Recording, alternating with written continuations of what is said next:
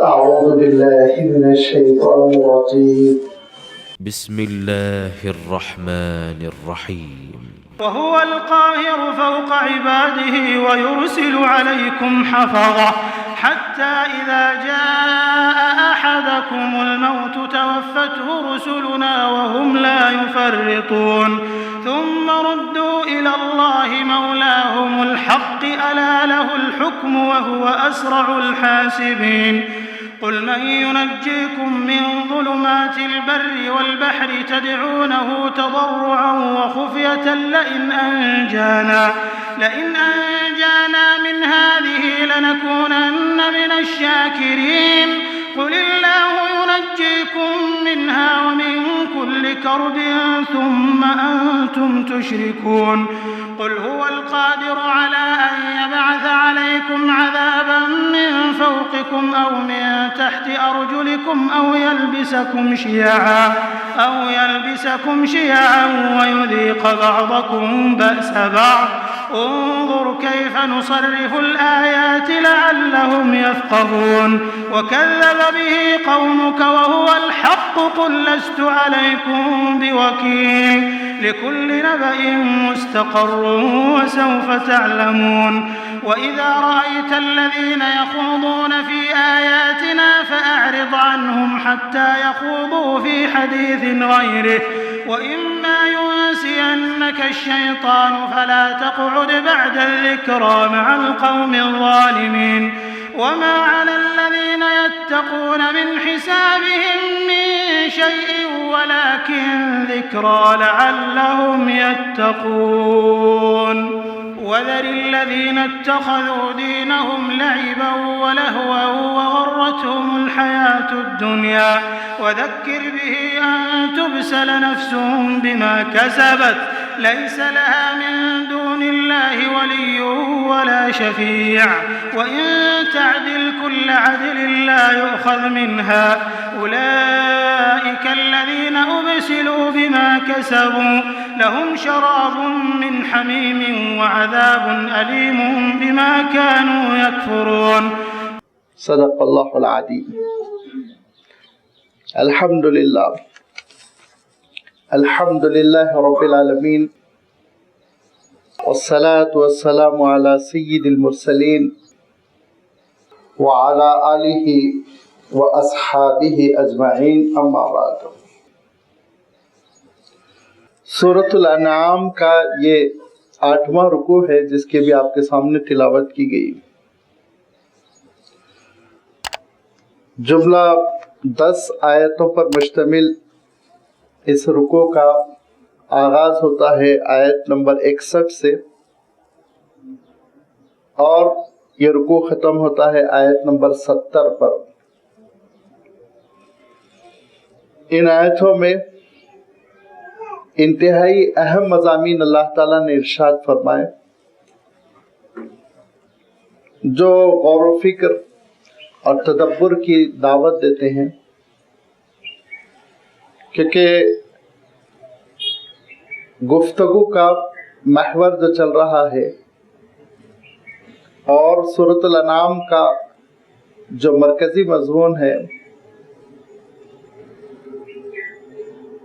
سورۃ الانعام جن مضامین کے ارد گرد گھومتی ہے وہ یہی ہے کہ اللہ تعالیٰ کی توحید، آخرت کی حقیقت اور اللہ کے رسول صلی اللہ علیہ وسلم کی صداقت کا بندے اعتراف کرے. یہ عقیدے کے وہ اجزاء ہیں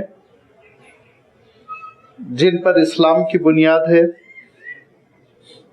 اور ان میں سے کسی بھی مسئلے میں، کسی بھی معاملے میں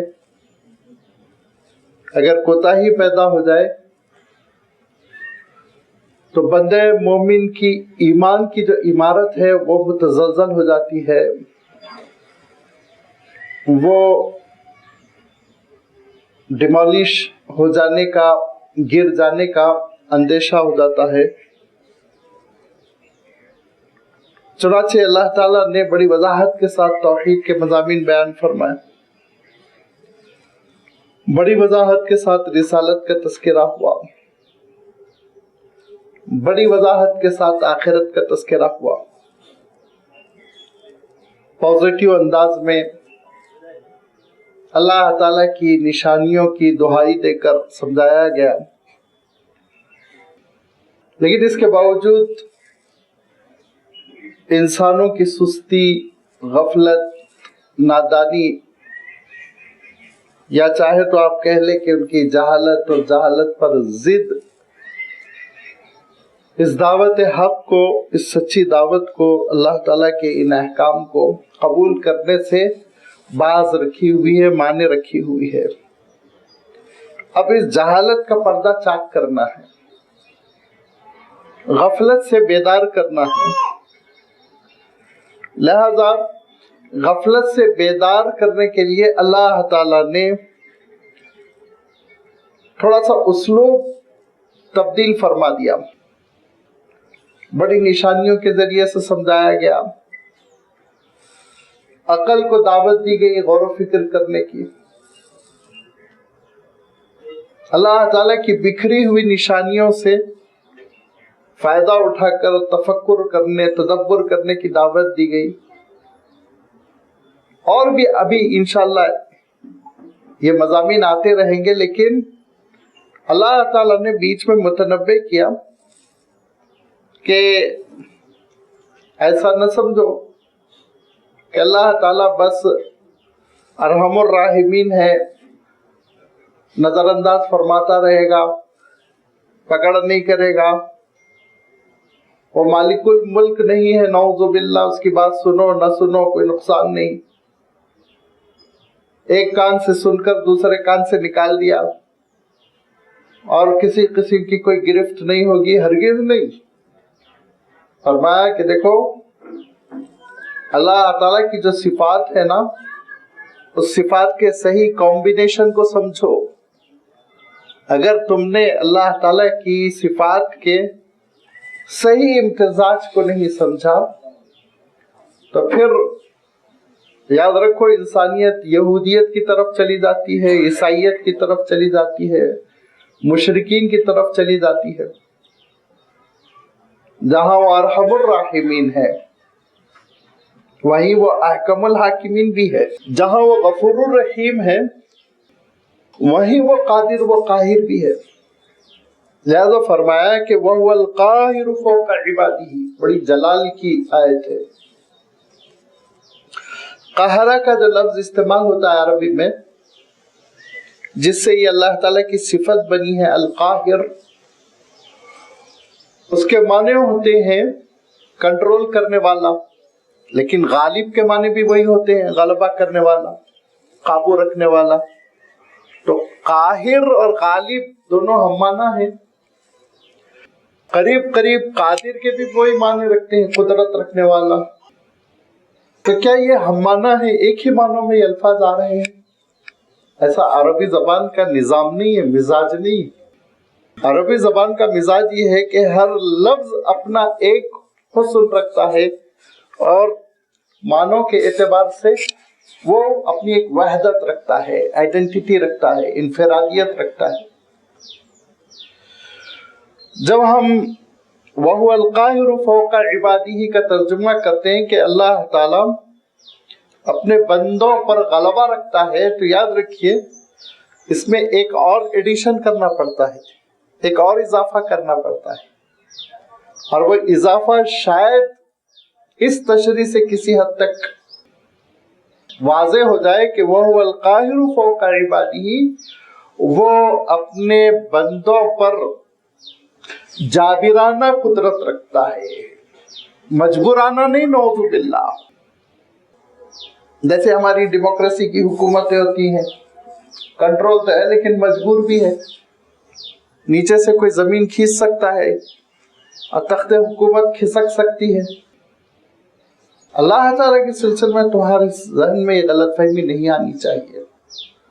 وہ جب فیصلہ فرماتا ہے تو فیصلہ نافذ ہو کر رہتا ہے، کوئی اس کو مجبور نہیں کر سکتا، کوئی اس کے نظام کو کمزور نہیں کر سکتا، کوئی اس کو عاجز نہیں کر سکتا، قاہر ہے، وہ جبر کے ساتھ وہ سختی کے ساتھ اپنا حکم نافذ کرنے پر قادر ہے، یہ مانی۔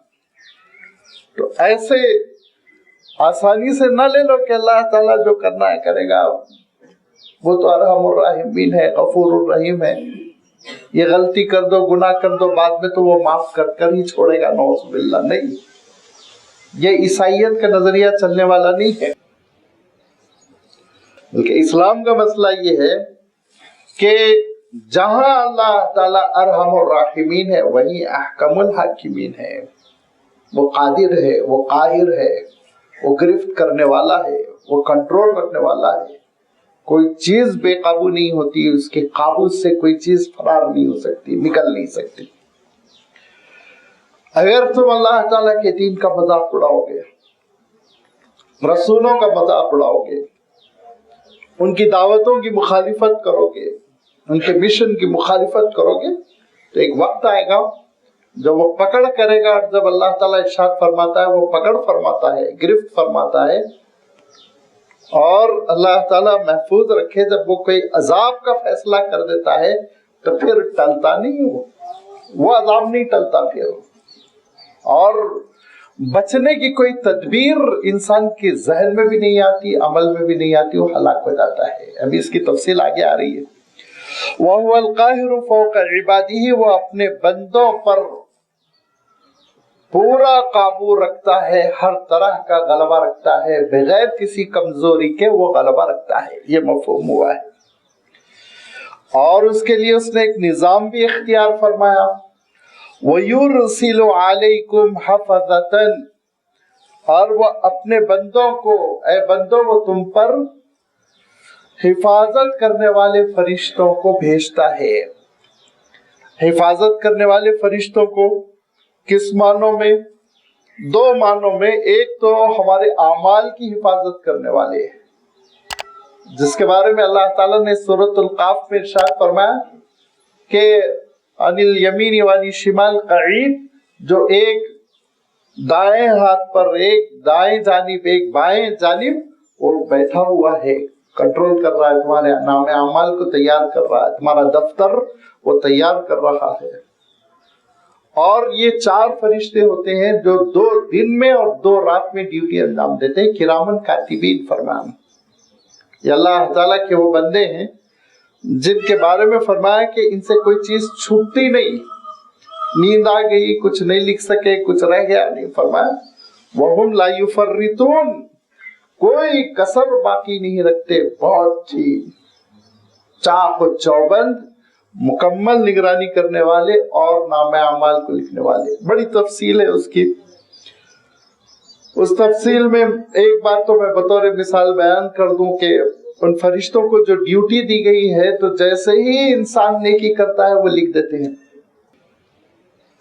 جو فرشتہ دائیں جانب ہے نیکی کو فوراً وہ ریکارڈ کر دیتا ہے، لیکن جب انسان گناہ کرتا ہے تو وہ ابھی ارادہ کیا، گناہ کی طرف آگے بڑھا، گناہ کی جو ماحول ہے، گناہ کا جو میدان ہے وہاں تک پہنچ رہا ہے، وہ قلم نہیں اٹھاتا، نہیں لکھتا ہے، جب تک کہ اللہ کے رسول صلی اللہ علیہ وسلم فرماتے ہیں پریکٹیکلی وہ گناہ کر چکا ہوتا ہے تب جا کے وہ لکھ دیتا ہے، اور پھر منتظر رہتا ہے کہ وہ بندہ توبہ کرے اور میں اس گناہ کو میٹ دوں۔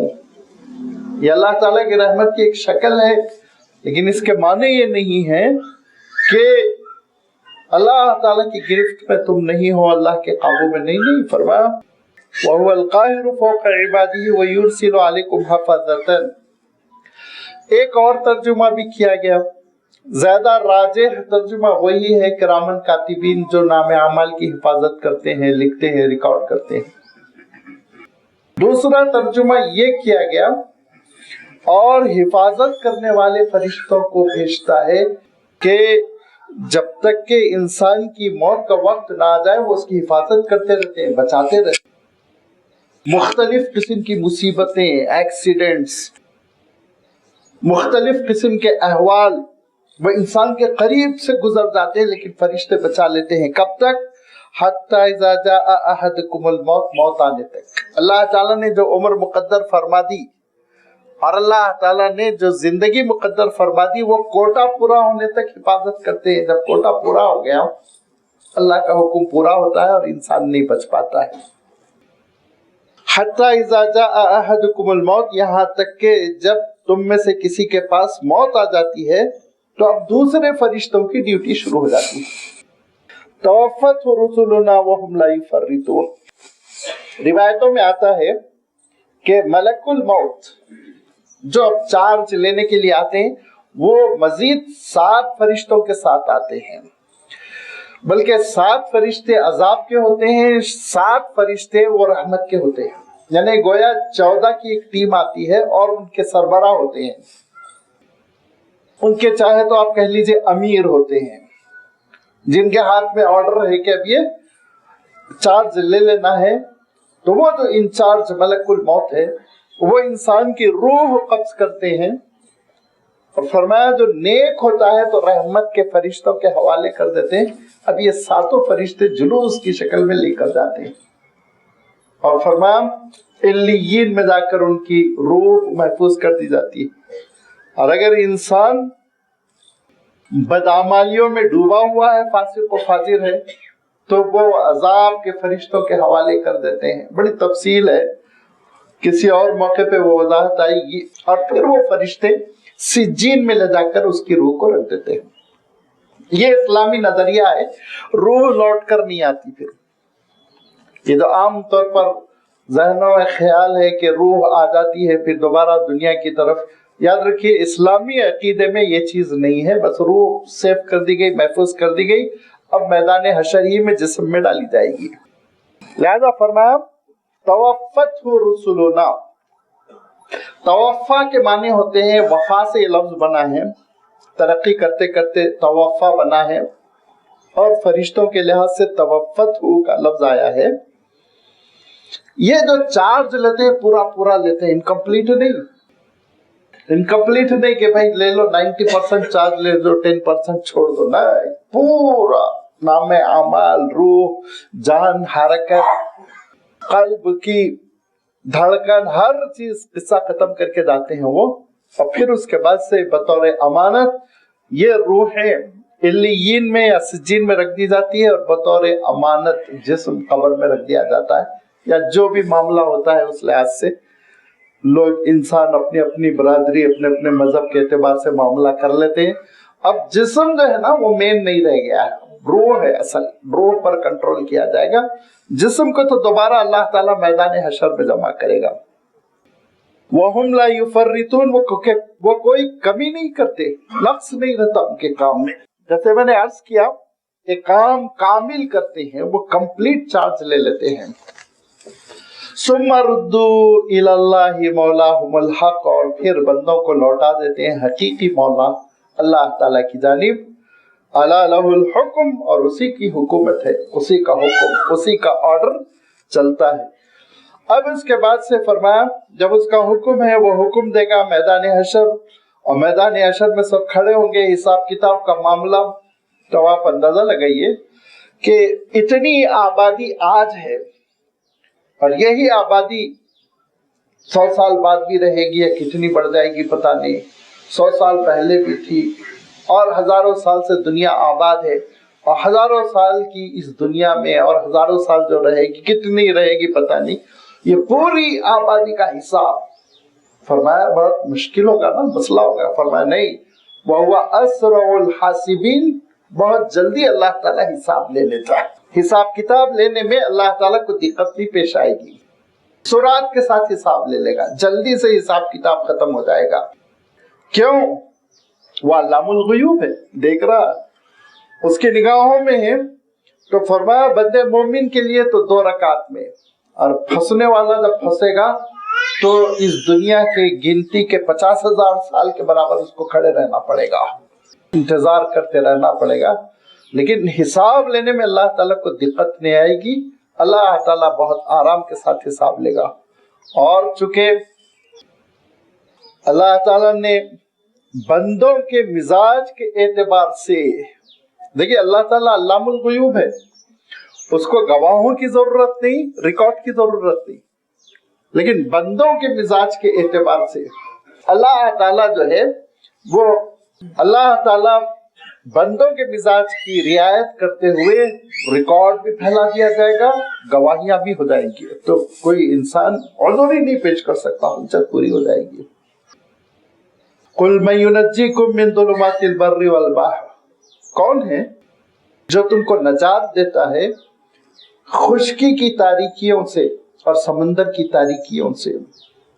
خشکی پہ تاریکی چھاتی، رات ہو جاتی ہے، اندھیرا چھا جاتا ہے، اس اندھیرے میں ستاروں کو کون روشن کرتا ہے، چاند کو کون روشن کرتا ہے، سورج کو کون برآمد کرتا ہے، یہ سب اللہ تعالیٰ۔ والبحر، سمندر میں تاریکی، وہ اتنی خطرناک تاریکی ہوتی ہے کہ وہاں تو تصور ہی نہیں کہ کسی قسم، یہاں تو پھر بھی اب موجودہ دور میں اتنی ترقی ہو گئی، اسٹریٹ لائٹ وغیرہ تھوڑا نظر آنے لگتے ہیں، لیکن سمندر میں ساری چیزیں، کوئی چیز نہیں رہتی۔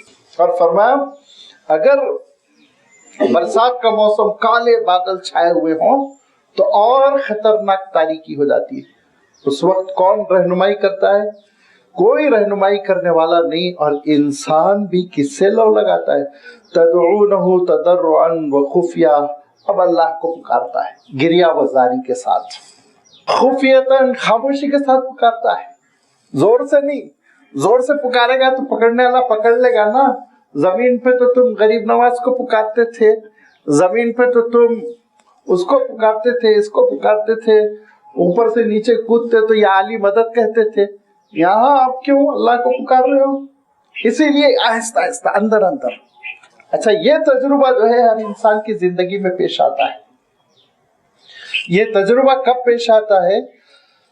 جب انسان سارے ذرائع سے مایوس ہو جاتا ہے، ڈاکٹر صاحب سے مایوس، دوا سے مایوس، کوئی فائدہ نہیں ہو رہا ہے، کوئی دوا جسم کو نہیں لگ رہی ہے، ڈاکٹر صاحب بھی کہہ رہے ہیں باڈی ریسپانس نہیں کر رہی ہے، ایسی صورت میں دل ہی دل میں انسان صرف اللہ تعالیٰ کو پکارتا ہے خاموشی کے ساتھ، اور معلوم ہوا آنکھوں سے گرم گرم آنسو بھی نکل رہے ہیں، تضرع بھی ہے، گریہ وزاری بھی ہے، خاموشی بھی ہے، اور کہے گا اے اللہ اس مرض سے نجات دے دیجئے، اس مصیبت سے نجات دے دیجئے، پھنس گیا ظالموں کے چنگل میں۔ اور آج کل ظالم جو ہے سرکاری بھی ہوتے ہیں، غیر سرکاری بھی ہوتے ہیں، لہذا اب اس کو مایوسی ہو رہی ہے، کیس سالو نہیں ہو رہا ہے، کوئی راہ نہیں دکھائی دے رہی، کس کو پکارے گا؟ اللہ تعالیٰ کو پکارتا ہے۔ اور مسلمان تو مسلمان، غیر مسلم بھی، اوپر والا مختلف تعبیرات سے، مالک، اے مالک تو نجات دے دے، اے اوپر والے نجات دے دے، اوپر والا ہی کام بنا سکتا صاحب، اور کوئی کام نہیں بنا سکتا۔ لیکن عالم کیا ہے، ناشکرہ پن کیا ہے؟ لَئِنْ أَنْجَانَا مِنْ هَذِهِ لَنَكُونَنَّ مِنَ الشَّاكِرِينَ، کہ وہ یہ کہتا ہے کہ اگر آپ مجھے اس مصیبت سے نجات دے دیں تو میں آپ کا بڑا شکر گزار بندہ بن کر زندگی بسر کروں گا۔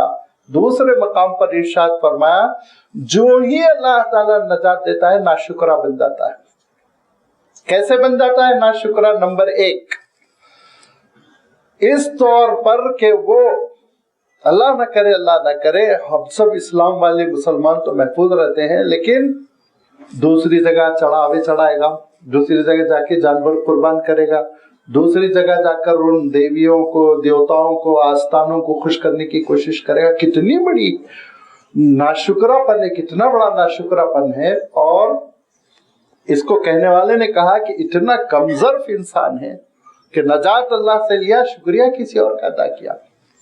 نمبر 2، دوسرا طریقہ یہ ہوتا ہے وہ اپنے آپ میں اترانے لگتا ہے، میرا ٹیلنٹ، میں صحیح ڈیسیشن لیا تھا، میں ہوشیاری کر دکھایا، میں صحیح ایڈوکیٹ کو پکڑا، میں صحیح ڈاکٹر کے پاس گیا، اور ایسا ہو گیا ویسا ہو گیا،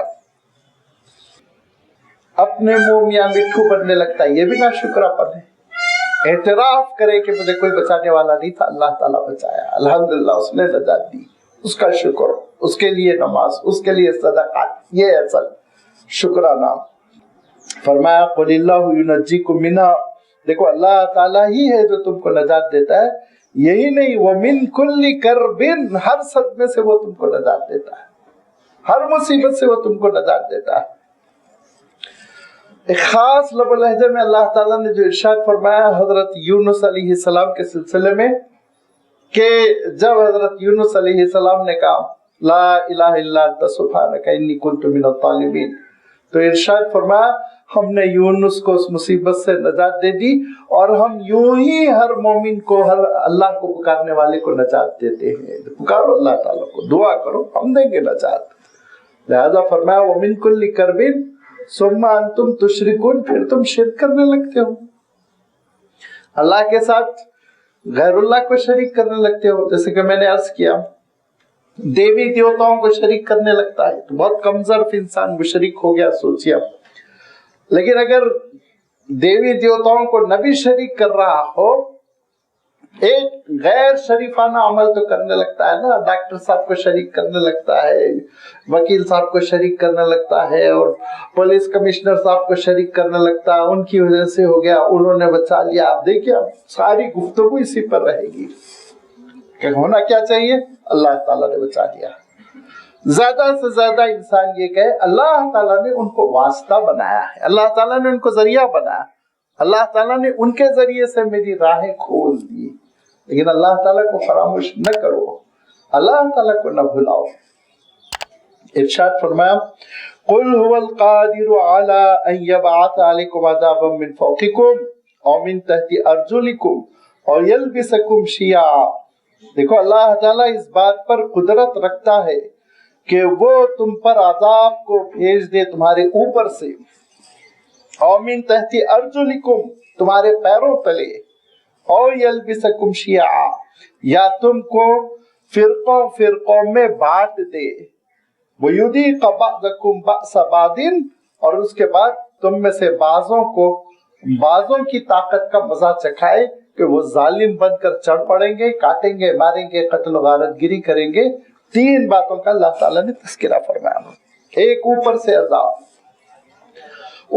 عذاب جیسے قوم عاد پر عذاب آیا، پتھروں کی بارش، آگ کی بارش ہونے لگی۔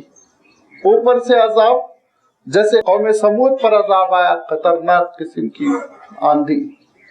نیچے سے عذاب، دوسری چیز کا تذکرہ فرمایا کہ نیچے سے تمہارے پیروں تلے، جیسے حضرت نوح علیہ السلام کے نافرمانوں پر اوپر سے بھی آیا، نیچے سے بھی آیا، بارش بھی برسنے لگی، زمین سے بھی پانی ابلنے لگا۔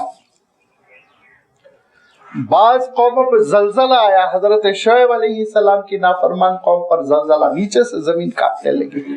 ارشاد فرمایا اللہ تعالیٰ اس بات پر قدرت رکھتا ہے کہ اوپر سے عذاب بھیجے، نیچے سے عذاب بھیجے، پیروں تلے سے عذاب آ جائے، زمین کے نیچے سے عذاب آ جائے۔ قارون کو اس نے زمین میں دھسا دیا، پیروں تلے عذاب آ گیا۔ کسی کے اوپر آسمان سے عذاب آیا، کسی کے پیروں تلے عذاب آیا۔ حضرت عبداللہ ابن عباس رضی اللہ تعالیٰ عنہ نے ایک اور تفسیر کی، بہت عجیب و غریب تفسیر کی ہے، اور وہ تفسیر ایسا محسوس ہوتا ہے تو خاموشی کے ساتھ امام ابن کثیر رحمۃ اللہ علیہ نے بھی بیان کیا، امام قرطبی رحمۃ اللہ علیہ نے بیان کیا، امام طبری رحمۃ اللہ علیہ نے بیان کیا، حضرت عبداللہ ابن عباس رضی اللہ تعالیٰ عنہ کا قول کہ اگر جب وہ عبارت عربی کی پڑھنے لگے تو ایسا لگتا ہے جیسے دل میں کوئی سوئی ہے کہ چبو رہا ہے۔ فرمایا حضرت عبداللہ ابن عباس فرماتے ہیں کہ وہ تمہارے اوپر سے اور تمہارے پیروں تلے عذاب لانے پر قادر ہے۔ اوپر سے مراد تم پر ظالموں کو مسلط کرے گا، نیچے سے مراد تمہارے ماتحت نافرمان ہو جائیں گے۔ ارشاد فرمایا یہ بھی ایک عذاب کی شکل ہے، یہ بھی ایک عذاب کی شکل ہے، اور اس عذاب کی شکل اکثر انسان بھگتتا ہے۔ اوپر ظالم مسلط ہو گئے ہیں جو سربراہ ہیں، ہمارے اوپر ہے، بڑے عہدیدار ہیں، افسران والا ہے، ظلم کر رہے ہیں، کرپٹڈ ہے، ستا رہے ہیں، ہم سسک رہے ہیں، اور کبھی اچھے خاصے ہم عہدے پر ہیں لیکن نیچے کے لوگ نافرمان ہیں، کرپٹ ہے، سازشیں کر رہے ہیں، مکاری کر رہے ہیں، جینا دوبر کر دیتے ہیں۔ تو یاد رکھو اللہ تعالیٰ کے دین کو چھوڑ دو گے، اور جس حقیقت کو بیان کیا گیا کہ مصیبتوں میں اس کو پکارو گے، مصیبت ڈھل جانے کے بعد، مصیبت ختم ہو جانے کے بعد دوسروں کا شکر ادا کرو گے، ये मुशरिकाना जहनियत पैदा हो जाएगी तो फिर अल्लाह ताला इस बात पर कादिर है कि ऐसे अजाबों से अपनाए। तीसरी बात इरशाद फरमाई और यल्बिसकुम शियाअन, जिसके माने ये होते हैं कि वो तुमको फिरका फिरका करके गुत्तम गुत्ता कर दे, आपस में भिड़ा दे। ये सबसे खतरनाक शक्ल है।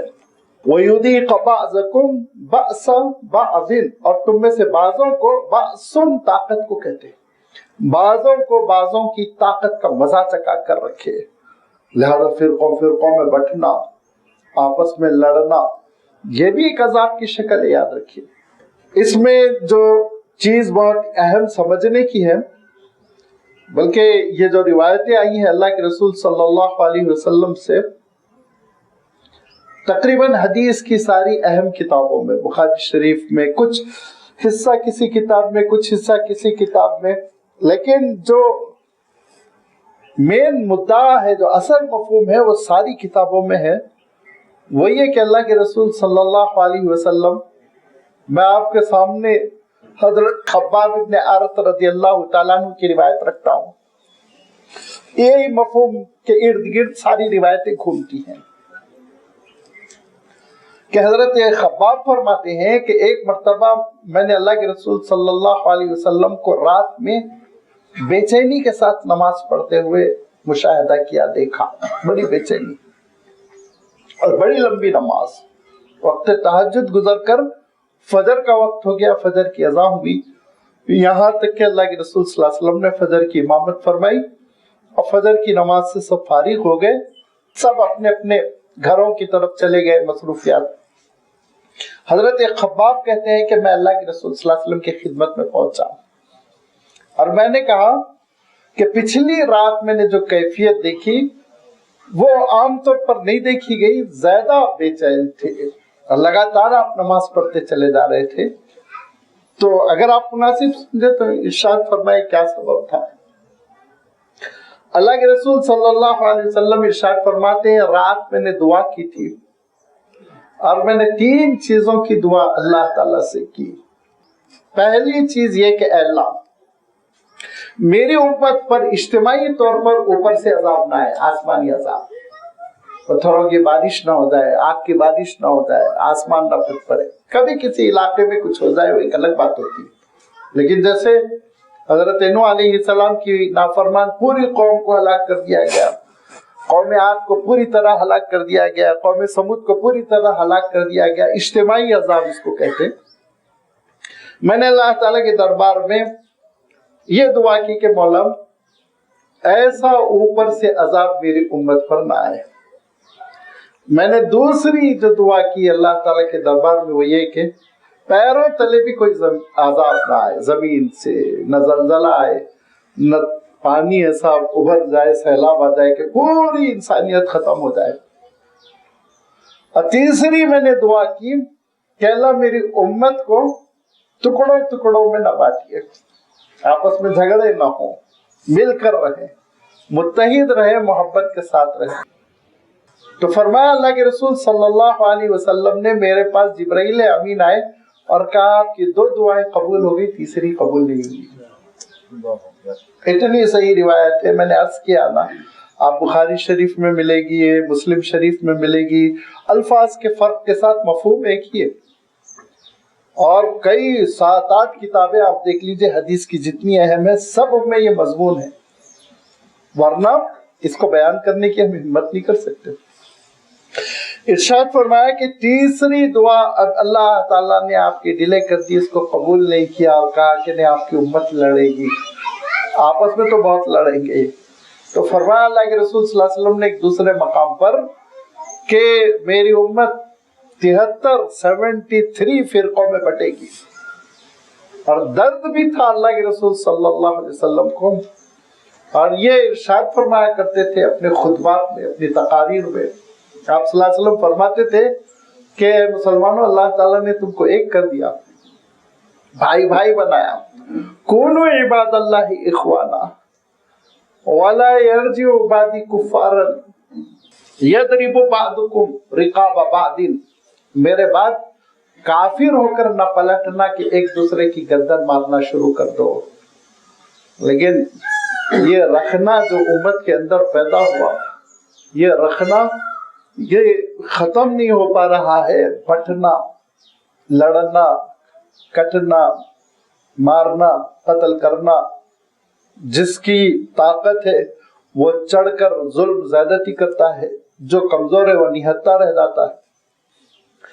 فرمایا کہ دیکھو یاد رکھو یہ اللہ تعالیٰ کی ایک آزمائش ہے، عذاب کی ایک شکل ہے. فرمایا عذاب کیا؟ وَهُوَ الْقَادِرُ عَلَىٰ يَبْعَثَ عَلَيْكُمْ عَذَابًا، عذاب کی ایک شکل ہے.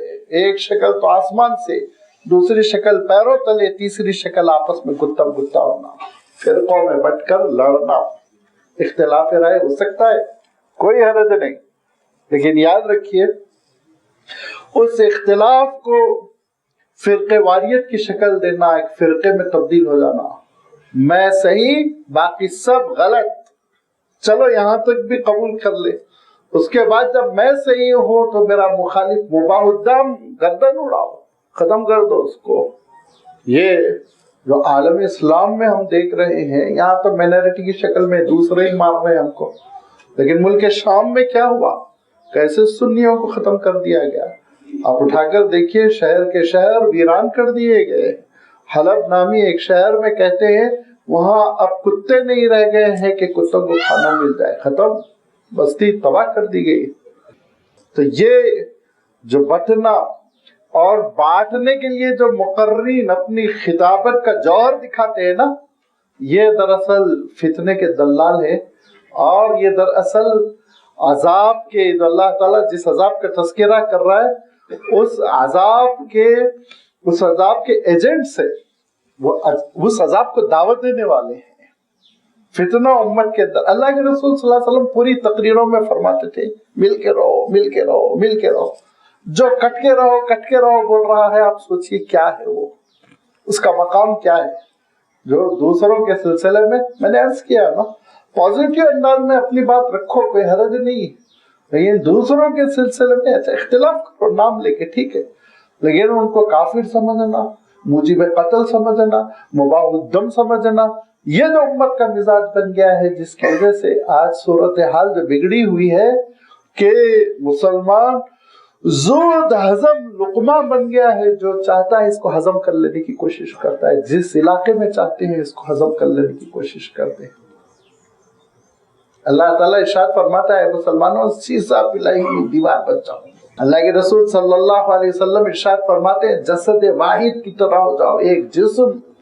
پیر کے انگوٹھے میں اگر تمہارے کانٹا چبھ جائے تو سر میں اس کا درد محسوس ہونا چاہیے، یہ فرمایا اللہ کے رسول صلی اللہ علیہ وسلم نے.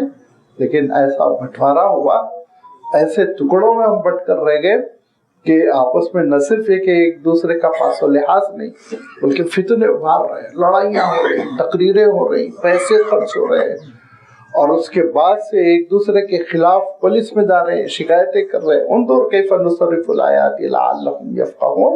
دیکھو ہم کتنا کھول کر آیتیں بیان کر رہے ہیں تاکہ تم تدبر کر سکو، غور و فکر کر سکو، حقیقت کو سمجھ سکو، اپنے ایمان کو بچاؤ، اسلام کو بچاؤ. وَكَذَّبَ بِهِ قَوْمُكَ وَهُوَ الْحَقُّ. اے نبی آپ کی قوم انکار کر رہی ہے جبکہ یہ دین حق ہے. تو آپ فرمائیے قُلْ لَسْتُ عَلَيْكُمْ بِوَكِيلٍ، میں تمہارا کوئی داروغہ نہیں ہوں، ذمہ دار نہیں ہوں، جواب دہ نہیں ہوں، میں جواب تمہارا میں نہیں دوں گا، سمجھاؤں گا البتہ. لِكُلِّ نَبَإٍ مُسْتَقَرٌ. فرمایا جتنی اطلاعیں ہم دے رہے ہیں، نبأن کہتے ہیں، جو ہمارے NRI بھائی ہیں وہ تو دیکھے ہوں گے کہ خبروں کے لیے نبأن کا لفظ آتا ہے، انبا، نبأن. تو نبأن خبر کو کہتے ہیں، نیوز. لِكُلِّ نَبَإٍ، جو خبریں اطلاعیں اللہ تعالیٰ قرآن پاک میں دے رہا ہے، مستقرن، اور ضرور ایک وقت پر قرار پائیں گی، ان کا مصداق برآمد ہوگا، اور ضرور وہ ایک ریالٹی کی شکل میں ظاہر ہو کر رہے گی. جیسے آج ہم ٹکڑے ٹکڑے ہو کر ایک ریالٹی کی شکل میں قرآن پاک کی اس اطلاع کو ہم مصداقیت دے رہے ہیں، حقیقت میں تبدیل کر رہے ہیں. فرمایا جتنی خبریں ہیں یاد رکھو، جو اطلاعیں اللہ تعالیٰ بیان فرما رہا ہے وہ ساری خبریں پوری ہو کر رہیں گی. نعوذ باللہ یہ کسی شخص کی پیشن گوئیاں یہ نہیں ہے، یہ اللہ تعالیٰ کا ہے، اللہ تعالیٰ کی وحی ہے، انفارمیشن اللہ تعالیٰ کی جانب سے۔ وَسَوْفَ تَعْلَمُونَ، اور قریب تم کو معلوم ہو جائے گا، ایک ایک اطلاع پوری ہوتی جائے گی، تم کو معلوم ہو جائے گا، یہاں تک کہ قیامت آئے گی، قیامت کی اطلاع پوری ہو جائے گی۔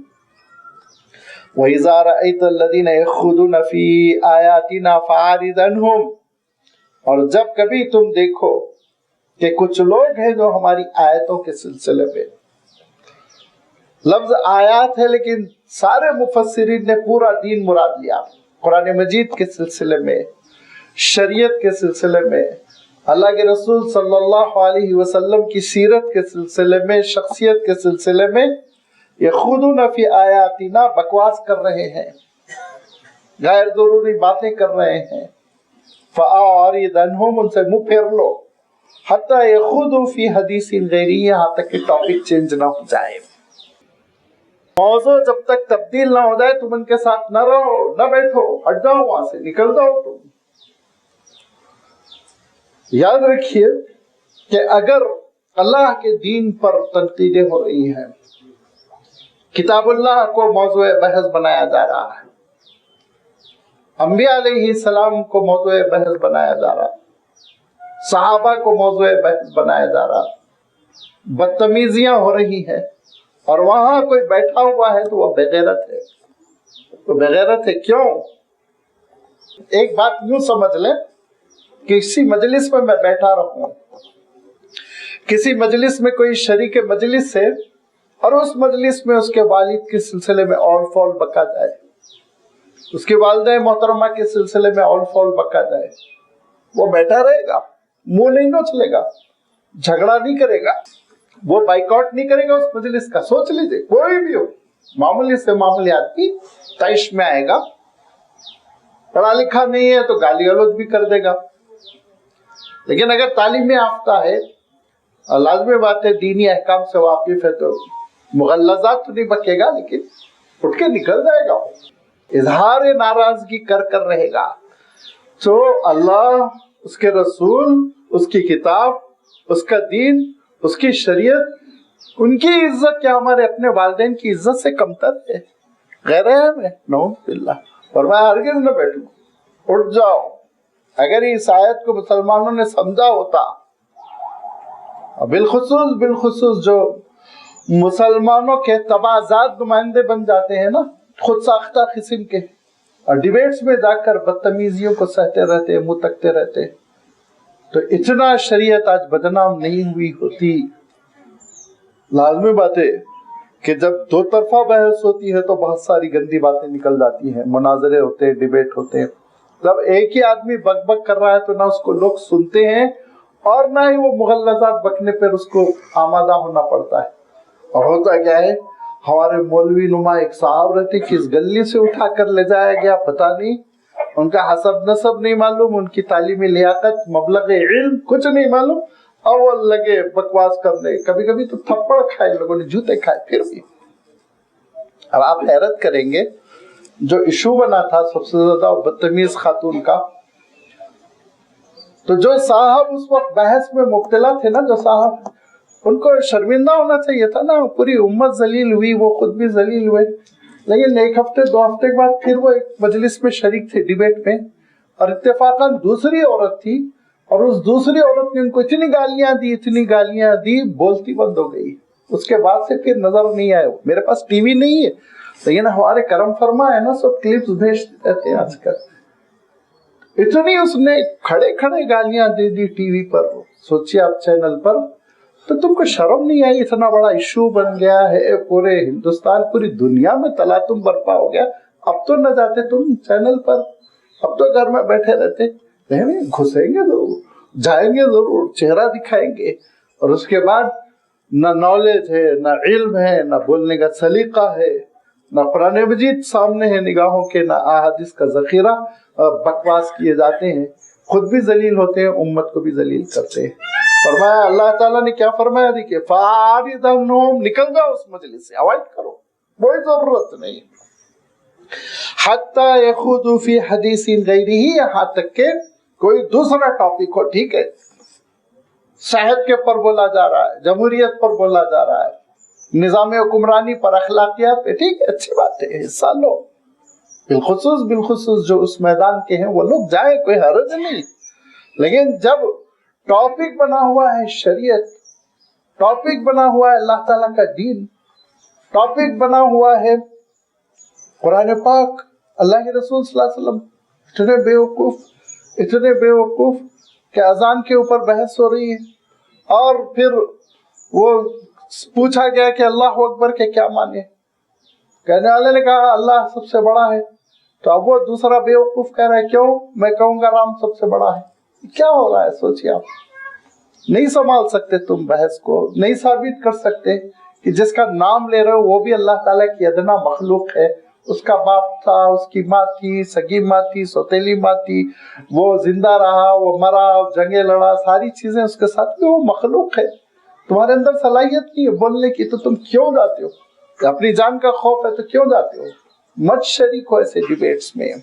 لہذا فرمایا وَإِمَّا يُنْسِكَنَّكَ الشَّيْطَانُ فَلَا تَقْعُدْ بَعْدَ الذِّكْرَىٰ مَعَ الْقَوْمِ الظَّالِمِينَ. اگر تم کو شیطان بھول میں ڈال کر گھسا دیا اس مجلس میں, بھولے سے تم اس مجلس میں چلے گئے.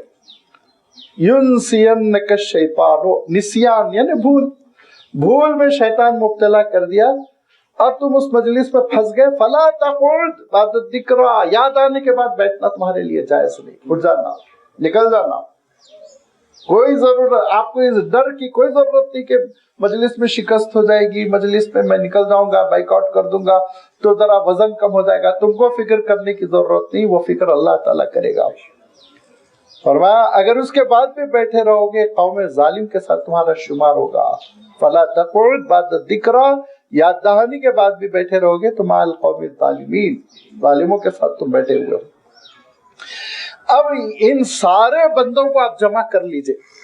اگر آپ میں سے کسی سے رابطہ ہے اور جمع کر کے آپ ان سے پوچھیں کیوں جاتے ہو اس طرح کی بحثوں, ابھی تو کم ہو گیا, ابھی کم ہوا. اس کی وجہ دوسری ہے. اس کی وجہ یہ ہے کہ جب الیکشن سے پہلے ایک بڑی پارٹی نے اعلان کیا کہ ہم گھاس نہیں ڈالیں گے میڈیا کو, تو ذرا مسلمانوں کو بھی سمجھ میں آئی ہم کو بھی گھاس نہیں ڈالنا چاہیے تھا. اسی لیے ذرا جانا کم ہو گیا. ورنہ تو دیکھیے ہر جگہ ایک بیٹھا ہوا ہے, پتہ نہیں کیا پیاز بیچتا ہے, ٹھیلا لگاتا ہے, کہاں سے آ گیا, کچھ بولنا نہیں جانتا, کچھ کا کچھ بول رہا ہے. لہذا اللہ تعالیٰ ارشاد فرماتا ہے کہ دیکھو جائزہ لو. ان سے اگر آپ کے پاس ٹیلی فون نمبر ہے فون کر کے پوچھئے کیوں تشریف لے جاتے آپ, تو ایک ہی بات کہیں گے. آپ کے ذہنوں میں بھی آ گئی ہوگی وہ بات. کیا کہیں گے؟ دعوتی فریضہ ہے نا بھائی, سمجھانا ہے نا, ہماری ذمہ داری تبلیغ دین. فرمایا نہیں ہے تمہاری ذمہ داری. دیکھیے کیا فرمایا, وَمَا عَلَى الَّذِينَ يَتَّقُونَ مِنْ حِسَابِهِمْ مِنْ شَيْءٍ, ان کمینوں کا حساب تمہاری ذمہ داری نہیں, اللہ تعالیٰ لے گا. مَا عَلَى الَّذِينَ يَتَّقُونَ, جو اہل تقوی ہے, جو دیندار ہے اور جو اللہ کے احکام پر عمل کر رہے ہیں, ان کی ذمہ داری نہیں ہے کہ ان بدبختوں کا حساب کتاب لیں. وَلَكِنْ ذِكْرَىٰ لَعَلَّهُمْ يَتَّقُونَ, بس تبلیغ کرنا, نصیحت کے حد تک, ڈیبیٹس میں نہیں جانا. نصیحت کرو, اچھی تقریریں کرو, اچھا لٹریچر پیش کرو, بات سمجھاؤ, اپنے اپنے موضوعات پر تم مذاکرے رکھو. لیکن جب یہ کمینے بیٹھ کر ڈسکس کر رہے ہوں اور 5-5, 6-6 کے پینل میں, یہ آٹے میں ایک نمک بنا ہوا, ذلیل و رسوا خود بھی ہو رہا ہے, شریعت کو بھی شرمندہ کر رہا ہے. اور میں نے عرض کیا نا, ایک مرتبہ ایک مولانا کو ایک خاتون نے مارا پکڑ کے. ارے وہ حقیقت ہے, میں کوئی چھپی ڈھکی چھپی بات کہہ رہا ہوں کیا؟ بہت سارے لوگوں کے ساتھ نگاہوں میں ان کا چہرہ بھی آ گیا ہوگا. کیوں بیوقوفی کرتے, اپنی عزت کا سودا کیوں کرتے؟ فرمایا دیکھو تمہاری کوئی ذمہ داری. ما علی الذین یتقون, اگر تم متقی ہو تو تبلیغ کرنا فریضہ ہے, لیکن کیسے؟ ذکر, تذکیر, نصیحت, ڈیبیٹس لے. ان ظالموں کے بیچ میں جا کے بیٹھنا, ان بدبختوں کے بیچ میں جا کے بیٹھنا یہ نہیں, اچھے انداز میں بات سمجھانا, اور تمہارے جو ذرائع ابلاغ ہے ان کے ذریعے سے بات سمجھانے کی کوشش کرنا. ورنہ ان کا حساب کتاب وہ دے کر رہیں گے. وَذَرِ الَّذِينَ اتَّخَذُوا دِينَهُمْ لَعِبًا وَلَهْوًا, چھوڑ دو ان لوگوں کو جن کا دین صرف تماشا ہے, تماشا. مصیبت یہ کہ اب یہ بولتے ہوئے بھی شرم آتی ہے, کیونکہ ہم نے بھی اپنے دین کو وہی لعب و لہو بنا دیا, تماشا بنا دیا. छोड़ दो उन लोगों को जिन्होंने अपने दीन को लाइब व लहव, दो लफ्ज इससे पहले भी मैं वजाहत कर चुका हूँ। देखिए लाइबुन उन खेलों को कहते हैं अरबी में जिसमें फिजिकली इंसान इन्वॉल्व होता है, जैसे फुटबॉल खेल रहे हैं, वॉलीबॉल खेल रहे हो। लाजमी बात है, ये अपनी शर्तों के साथ जायज है, कोई हरज नहीं।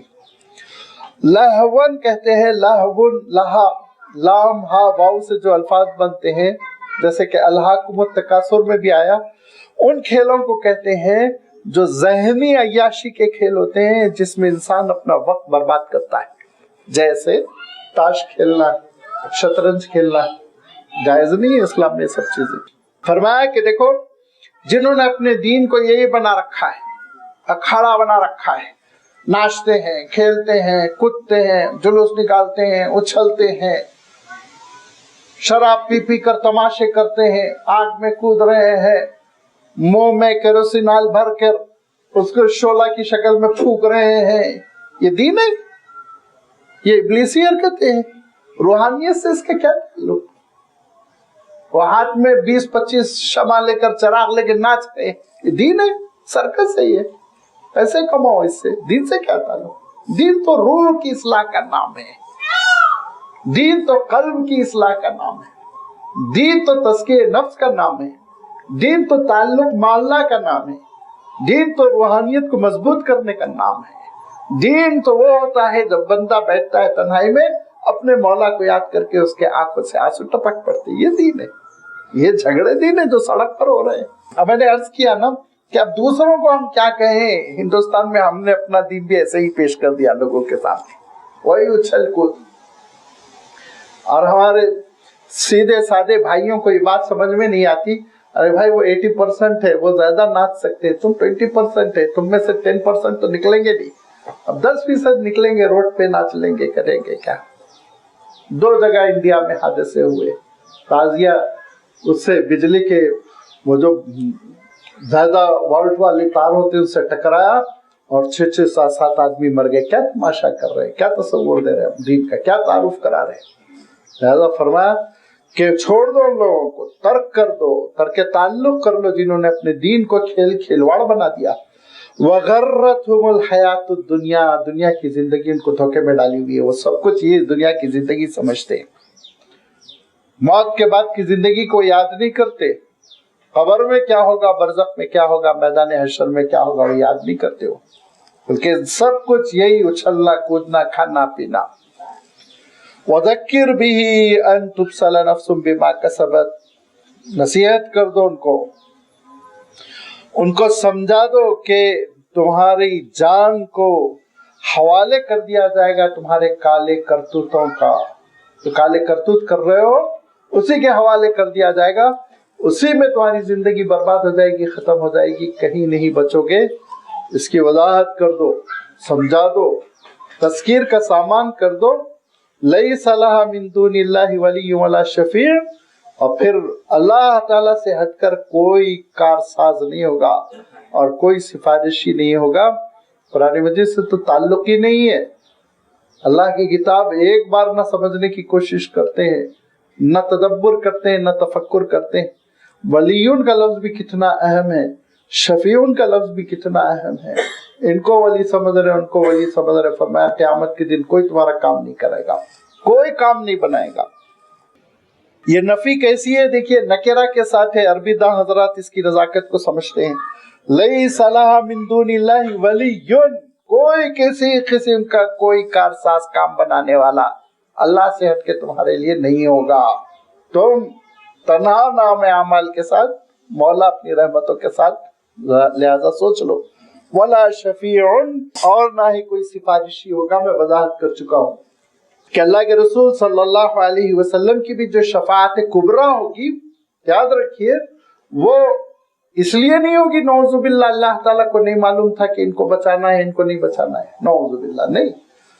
वो शफाअत कुबरा इसलिए होगी कि अल्लाह के रसूल सल्लल्लाहु अलैहि वसल्लम का मकाम इंसानियत को बताना कि देखो आज किस मकाम में महमूद पर है, ये बतलाने के लिए शफाअत होगी।